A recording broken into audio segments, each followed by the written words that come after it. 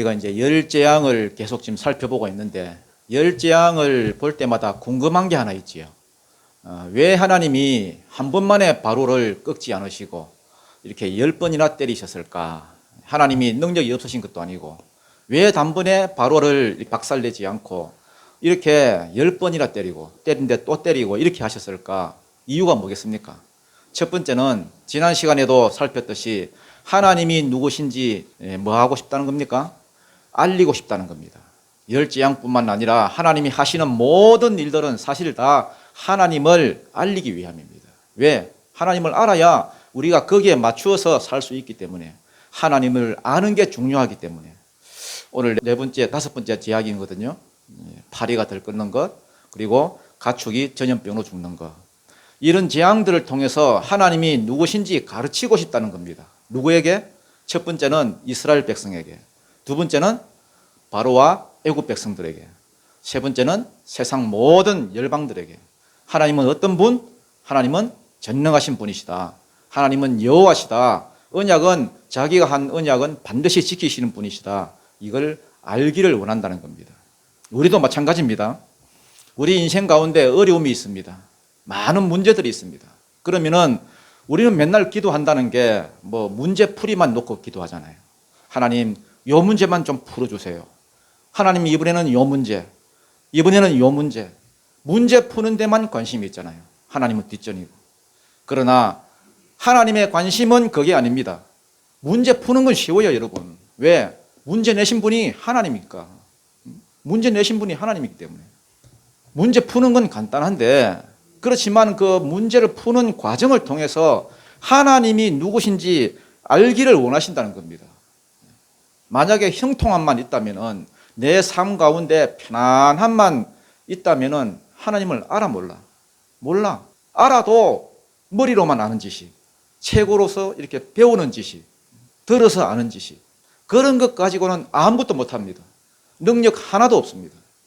그러나 내 인생에 고난이 오고 문제가 오고 환난이 오고 어떠한 환경이, 상황이 딱 닥쳤을 때에 하나님께 나아가서 해결함을 받는 그 과정을 통해서 체험적으로 알아가는 그 하나님, 그 하나님이라야 진짜 내 하나님이고 내 능력이 되시고 내가 의지할 반석이 되는 것입니다, 여러분. 아멘. 예를 들어서 우리 자녀 가운데 뭐 누가 아픕니다. 그러면 우리는 뭐 늘 생각하는 게 어떻게 하면 이놈이 빨리 나을 것인가. 맞습니다. 낫게 해주십니다. 그러나 그 낫게 하시는 그 과정을 통해서 우리가 알아야 할 것은 하나님이 누구시냐. 하나님은 치료하시는 분이시다. 하나님은 여호와 라파 되신 하나님이시다. 여러분, 지금 고난 가운데 계시는 분들 있습니까? 지금 당장은 발등에 불이 떨어졌으니까 이 고난만 해결되기를 원하지만은, 그러나 그 고난을 놓고 하나님께 부르짖다 보면은 시간 여러분 지나놓고 보세요. 내 인생 가운데 문제 해결이 다가 아님을 깨닫게 됩니다. 아, 이게 다가 아니구나. 시간 지나놓고 보세요.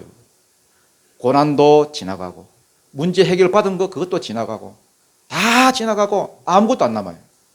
딱 하나가 남는다면은 내가 깨달은 하나님, 내가 만났던 하나님, 이걸 통해서 하나님이 어떤 분이라는 걸 내가 알게 된 것, 그게 얼마나 큰 힘이 되는지 모릅니다. 사실 우리 삶에 일어나는 모든 일들은 다른 게 아니에요. 하나님을 알아가는 과정입니다. 왜? 영원한 천국에서 우리가 그분과 살아야 되기 때문에. 그래서 성도에게는 하나님을 아는 것이 가장 큰 힘이고, 하나님을 깨닫는 순간 그 문제는 풀려버립니다. 하나님을 아는 순간 문제가 풀려버려요. 내 인생이 평탄하기를 원한다, 형통하기를 원한다, 다 싫고 뭐 편안하기만 원한다. 그것은 무슨 말이냐? 나는 하나님을 아는 데는 관심 없어요. 이 말과 똑같은 것입니다. 여러분, 문제가 있을 때마다 구하십시오. 여러분, 열심히 부르짖으십시오. 그래서 해결을 받으십시오. 여러분. 그렇지만 그 과정을 통해서 하나님을 알아가십시오. 하나님, 이걸 통해서 내게 하고자 하실 말씀이 무엇입니까? 하나님이 누군지 알려주십시오. 그래서 깨달은 그분을 여러분의 하나님을 꽉 붙드십시오. 그게 여러분의 힘입니다. 또 하나, 10가지 재앙의 의미가 뭐냐? 하나님은 우리를 설득하시는 분이란 말입니다. 하나님은 우리를 만드실 때에 뭐 기계나 로봇처럼 만들지 않았어요. 여러분. 인격체로. 우리에게 자유의지를 주시고 하나님의 형상대로 만들었습니다. 그 말은 무슨 말이냐? 하나님이 우리에게 말씀하시기를 원하시고 설득하시기를 원하신다는 겁니다. 모세를 보세요. 가서 내 백성을 구해와라 그랬더니 안 간다 그래요. 안 간다, 못 간다 계속해서 거절하잖아요. 이 로봇 같으면 이렇게 안 하거든요. 나는 입이 뻣뻣합니다. 혀가 둔합니다. 처음에 그랬지요. 못 갑니다. 안 갑니다. 저는 나중에 천국에 가서 이 모세를 한번 만난다면 확인을 좀 해보고 싶어요. 진짜 혀가 뻣뻣한지, 얼마나 뻣뻣하길래 말을 못한다 하나. 그런데도 계속해서 지금 하나님이 설득하시잖아요. 설득해서 결국은 보내시잖아요. 사용하시잖아요. 하나님의 종으로. 바로도 마찬가지예요. 바로도 10가지 재앙이지만은 자기한테는 이게 10번의 기회라고 볼 수도 있지요. 내 백성을 보내라. 보내야 된다. 왜? 그래야 네가 살기 때문에. 네가 사는 길이니까. 하나님이 살 길을 보여주시잖아요. 10번이라 계속 설득해 가면서. 물론 때리지만은 때리는 것도 여러분 일종의 설득이죠. 그러면 여러분 돌이켜야죠. 자기의 완악함, 자기의 고집을 다 버리고 살 길을 찾아야죠. 한 번씩 보면 여러분 하나님께서 우리를 설득하실 때가 있어요. 설득하시는 순간이 있어요. 어떤 일을 하다 보면 느껴져요. 이러면 안 되는데 느낌이 와요. 자꾸만 여러분 마음 가운데 그리낌이 오면서 이게 성령이 주시는 마음인데 하나님이 이런 걸 안 좋아하시는데 하나님이 지금 날 설득하고 계시는구나. 이게 이제 여러분 하나님이 강하게 역사하시는 거거든요. 그럼에도 불구하고 막 고집을 부리고 에이 뭐 우연의 일이겠지, 우연의 일치겠지 이러면 망합니다. 여러분 바로처럼 망해요. 말씀 들을 때도 여러분 살려는 마음을 가지고 들으십시오. 하나님이 내게 하시는 말씀이 있는데도 불구하고 에이 뭐 맨날 하는 소리지 뭐 목사는 맨날 저런 소리 해 이러고 거절하기 시작하면은 안 된다는 겁니다. 이 완악한 거거든요. 오늘도 하나님이 여러분을 설득하고 계심을 믿으십니까? 왜? 우리는 다 완악한 존재니까. 그러면 여러분 설득 당하십시오. 설득 당하면은 여러분도 모세가 되는 겁니다. 설득 안 당하면은 바로가 되는 거고. 이상하게 사람들이 고집이 있어요. 나 모태신앙이야. 나 이거 뭐 어떻게 돌아가는지 다 알아. 교회 한두 번 다니는 거 아니거든. 설교 무슨 말하는지 다 알고 다음에 무슨 말을 나올지 다 알거든. 그러면서 막 흘려버리고 설득 안 당하려고 얼마나 노력하는지 여러분 바로의 길 가는 줄도 모르고요. 하나님을 좀 아십시오. 하나님은 설득하시는 하나님. 말씀을 통해서도 설득하시지만은 여러분 삶을 통해서도 설득하십니다. 모세처럼 우리가 말씀을 통해서 설득을 안 당하면요 삶을 통해서 설득을 당해요. 온몸으로 터지면서. 왜? 하나님은 설득하시는 분이니까. 설득해야 우리가 사니까. 저와 여러분 모두가 삶을 통해서 설득당하는 것이 아니라 말씀을 통해서 설득당하는 바로의 길을 가는 것이 아니라 모세의 길을 가는 은혜가 있기를 축복합니다. 오늘 2가지 내용인데요. 파리재앙과 가축재앙입니다. 4번째와 5번째죠. 먼저 파리재앙부터 살펴보겠습니다. 20절이죠. 20절부터 21절입니다. 시작.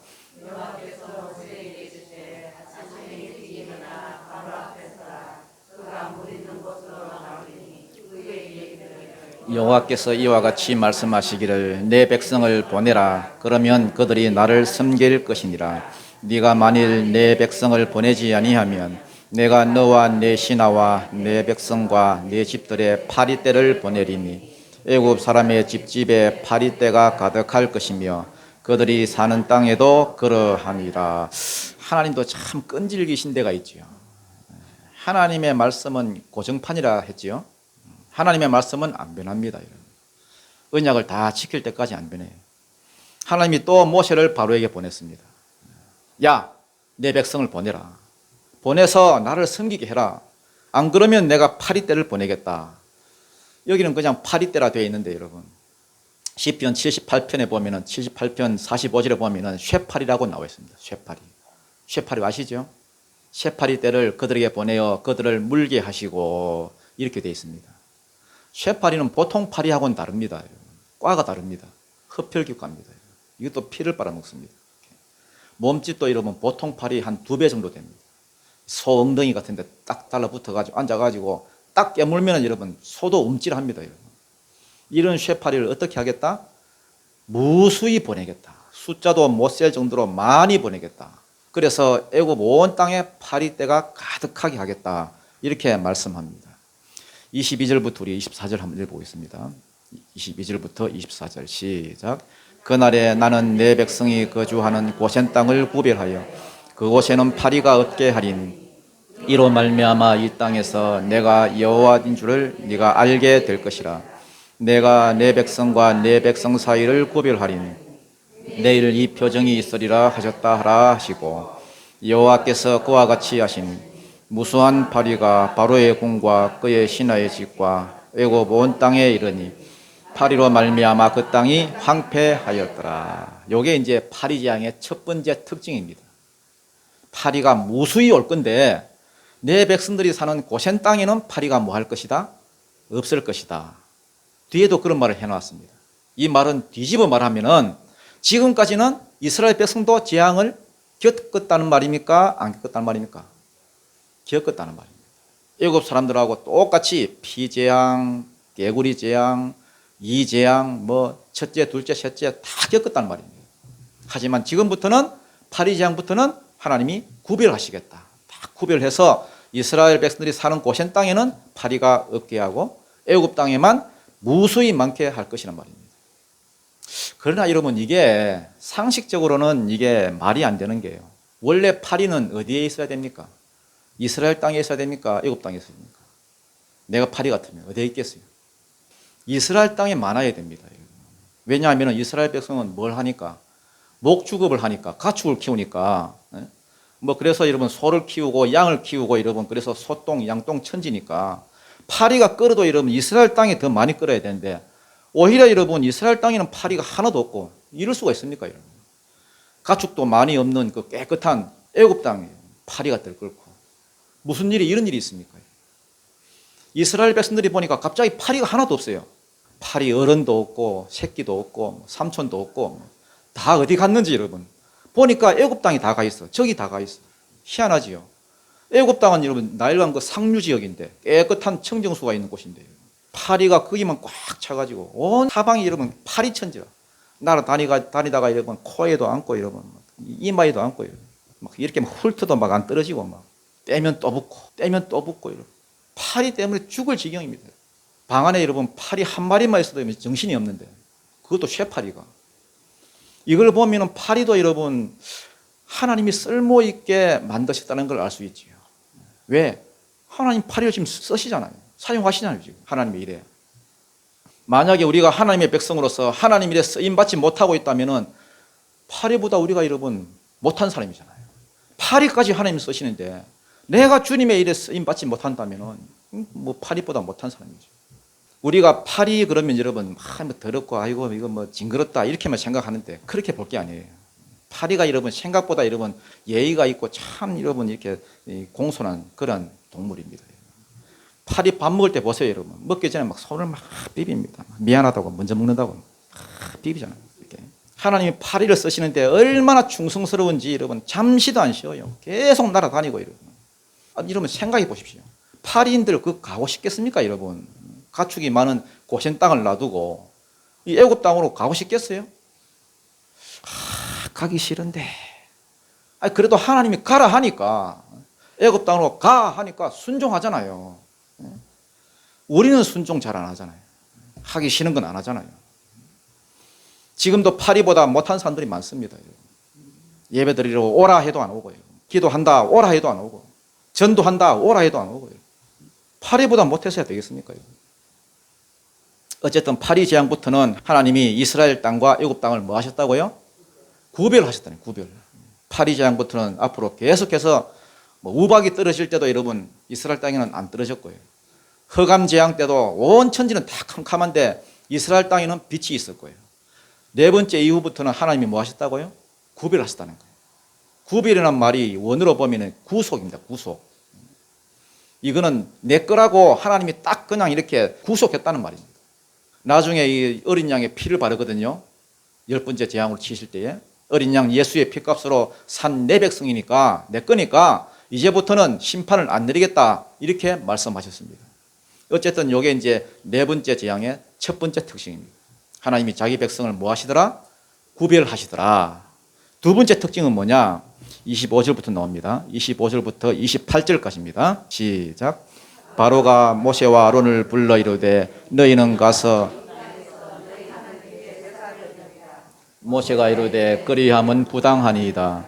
우리가 우리 하나님 여호와께 제사를 드리는 것은 애굽 사람이 싫어하는 바인즉 우리가 만일 애굽 사람의 목전에서 제사를 드리면 그들이 그것을 미워하여 우리를 돌로 치지 아니하리까. 우리가 사흘 길쯤 광야로 들어가서 우리 하나님 여호와께 제사를 드리되 우리에게 명령하시는 대로 하려 하나이다. 바로가 이르되 내가 너희를 보내리니 너희가 너희 하나님 여호와께 광야에서 제사를 드릴 것이나 너무 멀리 가지는 마라. 그런즉 너희는 나를 위하여 간구하라. 자, 파리 재앙에 있어서 두 번째 특징이 뭐냐? 바로가 드디어 타협하기 시작합니다. 뭘 하기 시작한다고요? 타협을 시도합니다. 앞에서는 그런 게 일절 없었습니다. 첫 번째 재앙, 내 백성을 보내라. 안 보내니까 물이 피가 됐지요.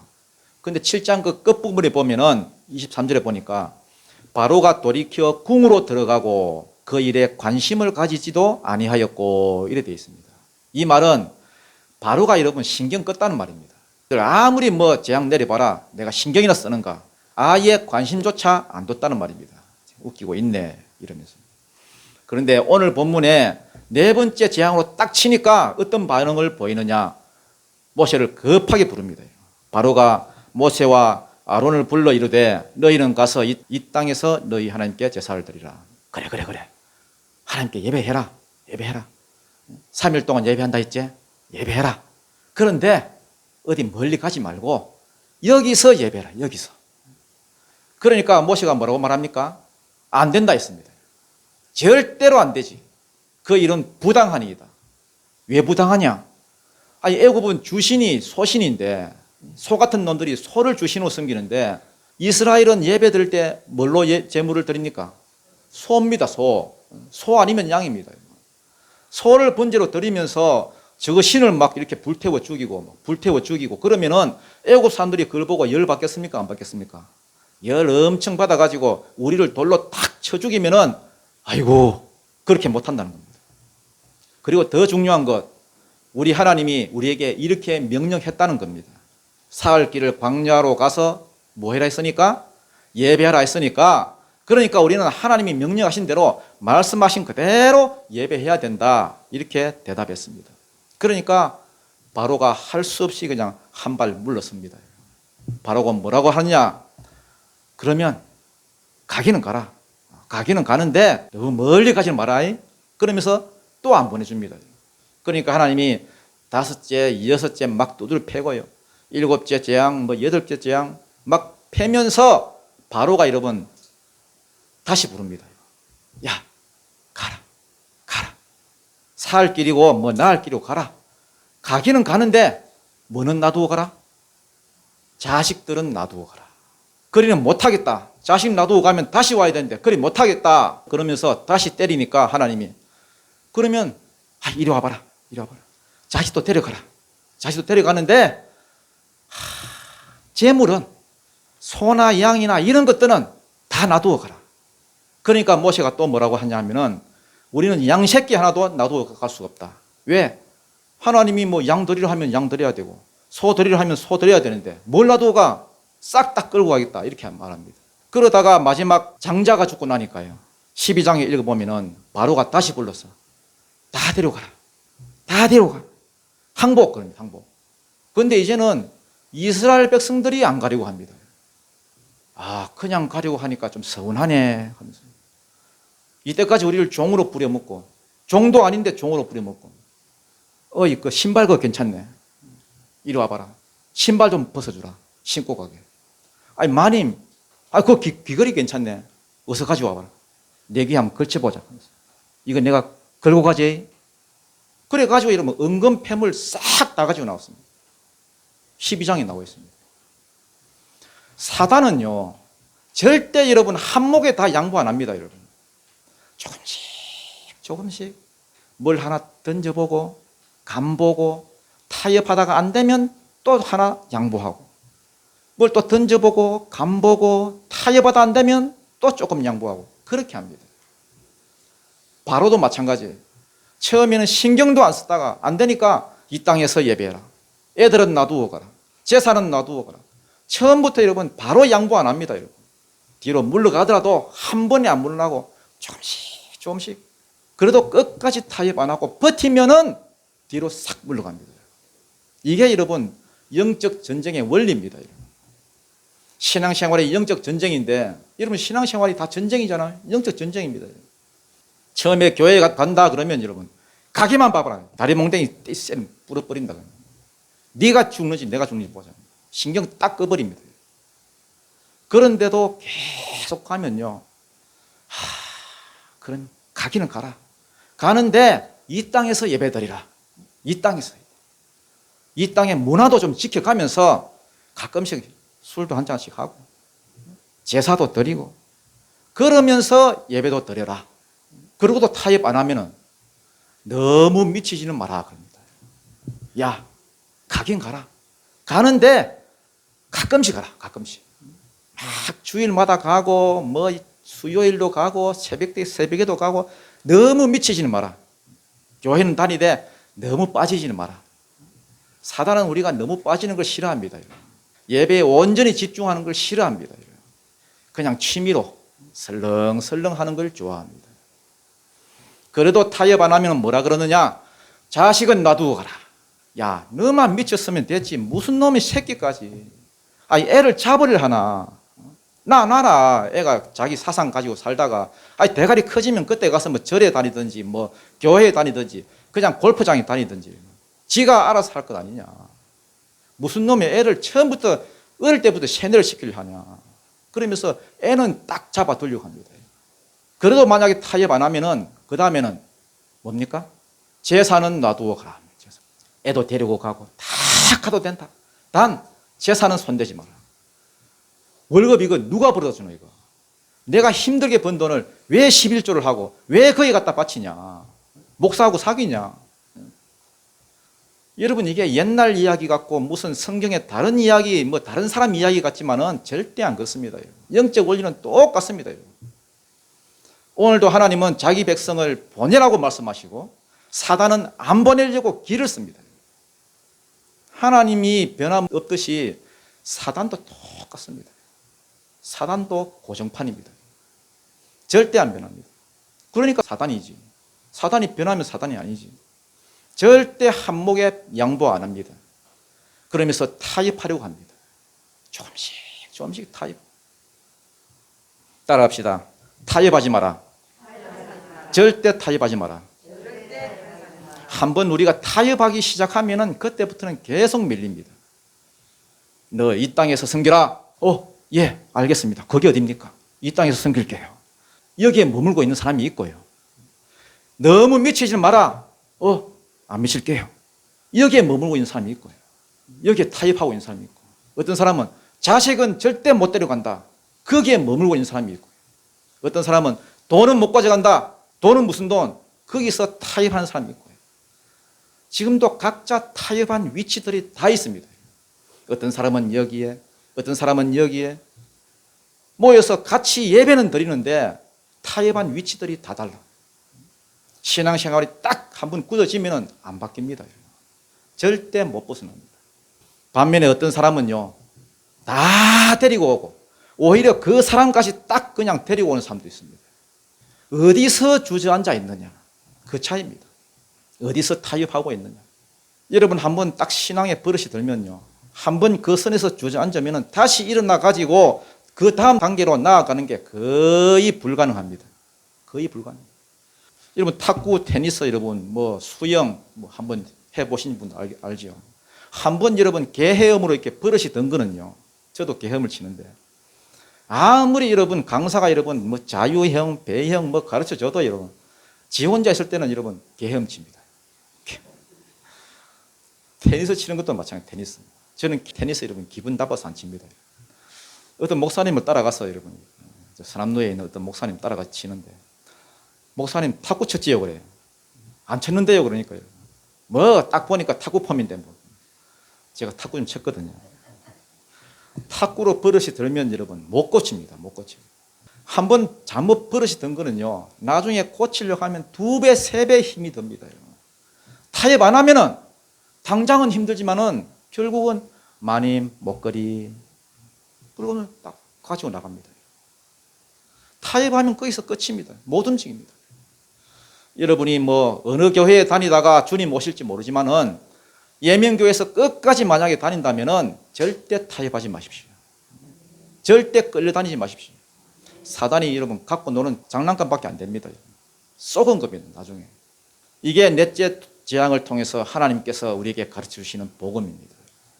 진리에 관한 거라면 어떤 상황, 어떤 누구하고도 타협하지 말아라.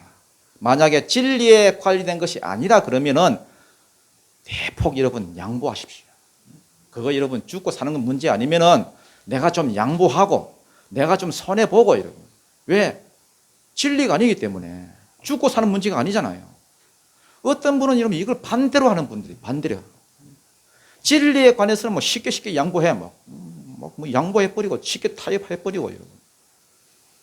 진리가 아닌 것은 막 고집 세우고 막 물러서지도 않고 막.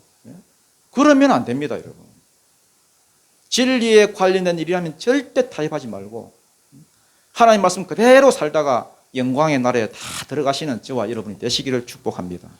바로가 보내주질 않습니다. 그러니까 이제는 하나님이 뭘로 때리셨습니까? 가축재앙. 본격적으로 재산을 이제 치기 시작했습니다. 가축재앙은 9장이 나옵니다. 9장 1절을 보겠습니다. 1절 시작. 여호와께서 모세에게 이르시되 바로에게 가서 그에게 이르라. 내 백성을 보내라. 그들이 나를 섬길 것이니라. 히브리 사람의 하나님 여호와께서 말씀하시기를, 이 히브리 사람이 무슨 뜻입니까? 히브리라는 말이 원래는 그 아마르에서 왔습니다. 아마르. 아마르란 말은 강을 건넜다 이런 뜻이거든요. 아마르, 강을 건넜다. 유프라테스 강을 건넜다는 말입니다. 히브리인의 조상이 아브라함이거든요. 아브라함이 원래는 저 위에 가나안 그 위쪽에 그 셈족, 인종이 달라요. 셈족, 갈대아 우르에 살던 사람인데 하나님이 그를 부르셔서 야!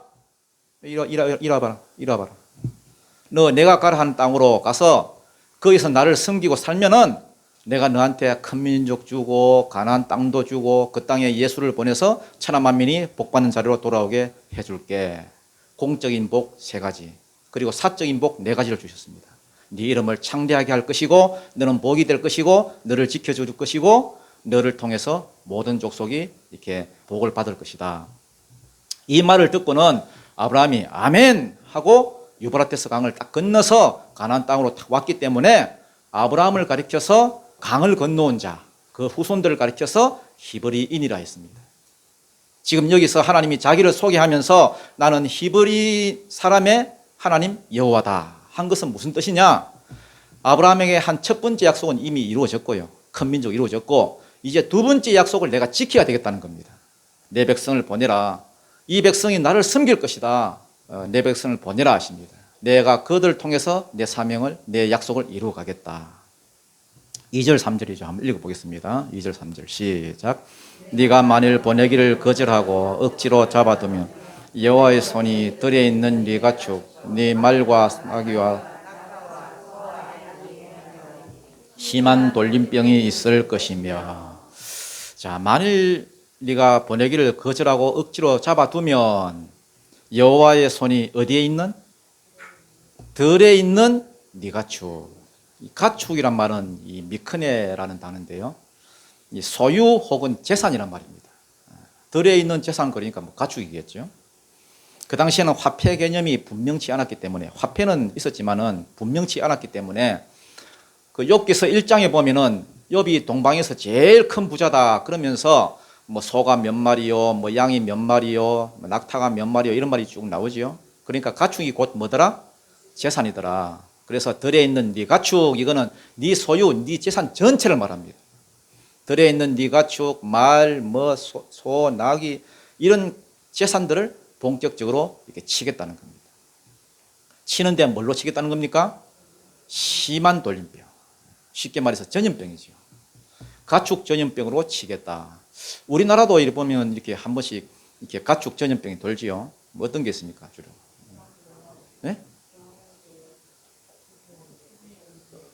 구제역, 그 돼지 콜레라죠. 그 다음에 또 닭들이 걸리는 뭡니까? 조류독감 이런 거. 그런 걸로 치겠다는 겁니다. 4절 5절 읽겠습니다. 4절 5절 시작. 여호와가 이스라엘의 가축과 애굽의 가축을 구별하리니 이스라엘 자손에게 속한 것은 하나도 죽지 아니하리라 하셨다 하시고 여호와께서 기한을 정하여 이르시되 여호와가 내일 이 땅에서 이 일을 행하리라 하시더니. 자, 전염병으로 치기는 치는데 이스라엘의 모든 가축과 애굽의 모든 가축은 뭐 하겠다는 겁니까? 구별하겠다는 구별. 그래서 이스라엘에게 속한 가축은 한 마리도 죽지 아니하리라. 왜 이렇게 구별할까요? 이게 우연히 이런 일이 벌어지는 게 아니고 하나님이 치셨다는 것을 딱 그냥 이렇게 미리 알려주시는 거예요. 이스라엘 가축은 안 치고 애굽의 가축들만 치겠다. 그 다음에 또 하나, 집에 있는 가축은 안 치고 들에 있는 가축만 치겠다. 이거는 왜 이렇게 할까요? 그리고 그 다음에 여러분 딱 기한을 정합니다. 여러분 언제? 내일. 지금 당장이 아니고 내일. 왜 이렇게 이야기합니까? 왜냐하면 귀 있는 자들은 듣고 미리 조치를 취하라는 겁니다. 들에 있는 가축들 집으로 다 들이고 살 길을 찾으라는 거예요. 시간을 딱 줍니다. 여러분. 이런 걸 보면 하나님은 참 은혜로운 분이시지요. 6절 읽겠습니다. 6절부터 6절 7절입니다. 시작. 이튿날에 여호와께서 이 일을 행하시니 애굽의 모든 가축은 죽었으나 이스라엘의 자손의 가축은 하나도 죽지 아니한지라. 바로가 사람을 보내어 본적 이스라엘의 가축은 하나도 죽지 아니하였더라. 그러나 바로의 마음이 완강하여 백성을 보내지 아니하니라. 하나님이 그대로 행하셨습니다. 말씀하신 그대로. 이튿날에 여호와께서 이 일을 행하시니, 그 다음 날이죠. 내일 행할 것이 했으니까 이튿날에 행하시니 애굽의 모든 가축은 죽었으나. 모든 가축이라 해서 다 죽는 게 아니고 저 뒤에 보면 또 가축 죽는 게 나오거든요. 우박 재앙 때 뭐 보면 다 나옵니다. 그러면은 이거는 어떤 가축입니까? 들에 있는 가축입니다. 들에 있는 가축. 만약에 여러분 애굽 사람들이 이 경고를 듣고 들에 있는 가축을 자기 집으로 다 끌어다 이렇게 넣어 놓으면 죽겠습니까? 안 죽겠습니까? 안 죽지요. 심한 전염병으로 가축을 치는데 집 안에 있는 가축은 안 죽었다는 겁니다. 들에 있는 것들만 죽었다. 그런데 이스라엘 자손의 가축은 하나도 죽지 아니한지라. 이거는 이제 우연이 아니라는 거죠. 하나님이 행하시는 능력이다. 이것을 이제 알려주시는 겁니다. 나중에 10번째 재앙 때도 장자가 죽는 것도 마찬가지입니다. 시편 78편 50절에 보면 또 이렇게 보면은 그때도 장자를 죽일 때도 전염병을 치셨습니다. 전염병을 쳤는데 그때도 여러분 전염병이 한 목에 다 돌았지만은 뭐 사람 짐승 전부 다 여러분 이스라엘 사람들 그 장자는 안 죽었다는 거예요. 이런 거 보면 여러분 하나님을 얼마나 신뢰하십니까? 교회는 믿음 사회인데 네 믿음대로 되라 했을 때에 우리가 여러분 진짜 하나님을 얼마나 신뢰하십니까? 하나님이 이렇게 자기 백성을 구별하시는 거는요. 요 때만 그런 게 아니라 말세의 때도 마찬가지입니다. 말세에 큰 환란들이 일어날 것입니다. 복음이 전파되면은 복음이 가는 곳마다 세상이 핍박을 막 해댈 텐데 요것들을 낮추기 위해서 하나님이 하시는 방법이 뭐냐? 신명기 딱 28장에 보면은 말씀대로 안 사는 것들을 낮추시는 방법이 세 가지가 나와요. 세 가지. 질병과 기근과 전쟁을 일으킵니다. 개인한테는 질병을 주겠지만은 그건 개인이고요. 국가적으로 봐서는 막 예수 믿는 사람들을 핍박하고 지금도 이슬람 국가인데 보면 막 핍박하거든요. 이런 나라를 손보시는 방법이 낮추시는 방법이 기근과 전쟁입니다. 그래도 말 안 들으면은 전쟁에서 막 포로로 잡혀가고 개인으로 봐서도 이렇게 환란과 고난이 있지만은 국가적으로도 크게 말하면은 전쟁과 기근이 사람들을 낮추시는 하나님의 방법입니다. 왜? 교만하니까. 그걸 낮추시는 방법이 뭐라고요? 전쟁이 일어나거나 기근이 일어나거나. 그러면은 마음들이 낮아지게 돼 있습니다. 마음들이 낮아지게. 국가적인 재난을 당하면 여러분 사람들 마음이 낮아집니다. 국가 애도 기간을 막 선포하고 이러고. 세상 역사는 복음 역사고 하나님의 관심은 복음에 있습니다. 그리고 복음이 가는 곳마다 세상은 믿는 자들을 핍박하게 돼 있습니다. 왜냐하면 그 뒤에 사단이 있으니까. 사람들을 낮추어서 복음을 받게 하는 방법이 뭐냐? 기근과 전쟁. 그래도 말 안 듣고 교만한 나라들이 있으면은 그들을 낮추시는 방법이 요한계시록에 나오는데 천재지변이에요. 천재지변은 여러분 해가 막 흔들리고 땅이 흔들리고 가만히 있을 거라고 기대하던 그 땅이, 가만히 있을 거라고 생각하던 그 섬들이 막 해와 달이 막 이렇게 막 빛을 잃거나 막 폭발을 일으키거나, 이게 천재지변이지요. 이것들이 막 끝까지 교만하고 복음을 방해하는 그러한 세상을, 그걸 낮추시는 방법이 뭐냐? 막 셀이 막 지구를 막 흔들어 대면은 마음이 낮아지게 돼 있고요. 마음이 낮아진 상태라야 복음이 들어가게 돼 있습니다. 마지막 7년 대환란, 인을 하나씩 뗄 때마다 요한계시록 한번 읽어보십시오. 그런 일들이 막 일어나는데 6장 17절에 보면은 6째의 인이 드디어 끝납니다. 전반기 마지막 대환란이 끝나요. 끝났을 때에 사람들이 이렇게 말합니다. 산들과 바위에게 이르되 우리 위에 떨어져서 보좌에 앉으신 이의 얼굴에서와 그 어린 양의 진노에서 우리를 가려라. 얼마나 무서웠습니까?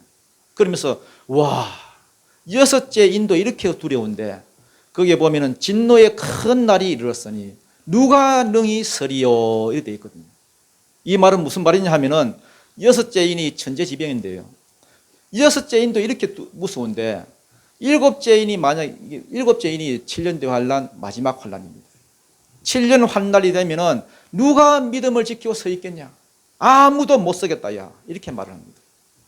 거기에 대한 답변이 뭐냐 하면은 요한계시록 7장입니다. 한 장 넘어가면. 6장 17절에 나온 질문의 대답이 뭐라고요? 7장입니다. 7장. 거기 보면은 1절부터 8절에는 뭐가 나오느냐? 하나님께서 14만 4천의 진짜 숫자 아닙니다. 상징적인 숫자입니다. 14만 4천의 구원받은 성도들 인치는 내용이 납니다. 인을 칩니다. 자기 백성들에게. 인은 도장 찍는 걸 말하거든요. 인을 친다는 것은 소유와 보호를 뜻합니다. 가축들이 쭉 땅들이 있으면 인을 딱 치놓으면 이건 내 소유다 이런 겁니다. 내 소유니까 내가 뭐 하겠다? 내가 지키겠다. 이거는 요한 에스겔서 구약 에스겔서 8장 9장을 그대로 옮겨 놓은 겁니다. 에스겔서 8장에 보면요. 유대인들의 죄를 보여주시거든요. 죄가 많이 나오는데 보여주십니다. 에스겔은 2차 포로 때 이미 포로로 와서 잡혀 있고요. 장차 3차 포로로 잡혀올 놈들의 그 죄를 다 보여줍니다. 그러면서 9장에 넘어오면은 에스겔이 무슨 환상을 받느냐 하면은 살육하는 기계. 에스겔이 환상으로 예루살렘 그 성전에 갑니다. 하나님께서 옮기셨죠. 환상에 살육하는 기계를 잡은 천사들 그 6명이 나와요. 살육하는 기계는 뭐 칼이라든지 창이라든지 뭐 활, 전쟁 도구 아닙니까? 살육하는 그 기계를 잡은 천사 6명을 이렇게 보여주십니다. 그리고 일곱째 천사 한 명은 서기관의 먹물을 떡 차고 있는 그 천사를 보여줍니다. 자기 그 붓 하나 들고. 하나님이 그 천사에게 이렇게 말씀하십니다. 야, 지금 예루살렘 거리를 돌아다니면서 울고 있는 사람들, 예루살렘의 죄로 인해서 탄식하고 있는 사람들, 그것들 이마에 이렇게 표시를 해라. 인을 쳐라. 그 다음 살육하는 그 천사들 6명을 보내가지고 그 천사들에게는 너희는 따라다니면서 요 이마에 인이 없는 자들, 인이 쳐있지 않는 자들만 다 죽여라. 그렇게 명령했습니다. 요게 에스겔이 본 그 환상인데 이건 영적 세계를 보여주는 거거든요. 이거는 지상에서는 다 몰라요. 영적 세계를 보여주시는데, 그런데 실제로 이것이 이 땅에서는 역사적으로 어떻게 나타났느냐? 바벨론 전쟁으로 나타났습니다. 1차, 2차 전쟁에서도 이스라엘이 졌고요. 3차 전쟁에서 완전히 망하고 포로로 잡혀가는 것으로 실제로 나타났습니다. 그러니까 우리가 보기에는 전쟁이 일어난 거예요. 전쟁이 일어난 거예요. 저 우크라이나 전쟁처럼. 총알이 빗발치는 전쟁, 이런 노래 있잖아요. 기관총 가지고 막 와다다다다 막 쏘잖아요. 그러면 수천 명이 이러면 활을 가지고 막 이렇게 쐈다 치십시다. 그러면 우리 생각에는 다 죽을 것 같습니다. 다 죽지, 여러분. 그런데 하나님은 정확하게 그 가운데서도 살릴 자는 살린다고 했습니다. 그 다음 전염병이 돌 때도 정확하게 죽을 자, 안 죽을 자를 정했다 하십니다. 이게 하나님의 전능입니다. 전염병이 돌아도 죽을 거라고 예정해 놓은 사람이 죽고 전쟁이 터져도 그때 살릴 자는 내가 살리겠다고 하십니다. 자기 백성들을 구별하겠다고 하십니다. 지금 하나님께서 애굽의 모든 가축, 그 전염병, 심한 돌림병을 돌리겠다고 하셨는데 집에 있는 것들은 하나도 안 죽고 들에 있는 것들만 죽였습니다. 하나님이 에스겔에 그 말씀을 그대로 인용해가지고 야, 걱정하지 말아라. 내가 택한 내 백성은 아무도 죽지 못하도록 내가 뭐 할게? 보호해줄게. 그러면서 그 약속을 받은 자들, 구원받은 자들이 상징적으로 14만 4천 명입니다. 그 다음 8장 9장에서는 이 약속이 어떻게 이루어졌는지 이렇게 보여주십니다. 그때 장로 중 하나가 나와서 이들이 다 누구며 어디서 왔느냐 하니까 내 주여 당신이 알리이다. 그러니까 이는 큰 환난에서 나오는 자들인데, 환난을 다 겪고 나온 자들인데 어린 양의 피에 그 옷을 씻어 희게 하였느니라. 이렇게 대답합니다. 걱정하지 마라. 환난이 아무리 수천 번을 지나가도 내 백성은, 인을 친 내 백성은 어떤 수단과 방법을 쓰더라도 뭐한다? 지킨다.